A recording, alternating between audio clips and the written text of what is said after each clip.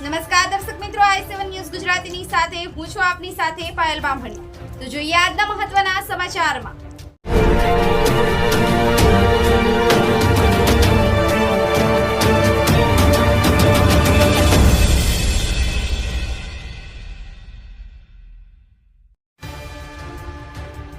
સંજેલી પંથકમાં ખાતરની અછત સર્જાતા ખેડૂતો રઝળ્યા। સંજેલી સહિત સમગ્ર દાહોદમાં ખાતર અછત સર્જાઈ હોવાથી ખેડૂતોને ખરા સમયે ખાતર ન મળતા રઝળતા નજરે પડ્યા છે। મહિલા હોય કે પુરુષ, ખેડૂત ખાતરની એક થેલી માટે બે દિવસ સુધી ધરમધક્કા ખાવા મજબૂર બન્યા છે। ત્યારે હાલ સંજેલી મંડળીમાં ખાતરની અછત સર્જાતા એક થેલી મેળવવા ખેડૂતોની લાંબી લાઈનો સવારથી જોવા મળી આવી હતી। ત્યારે પંથકમાં ખાતર પૂરતા પ્રમાણમાં ક્યારે મળશે તે મોટો પ્રશ્ન છે।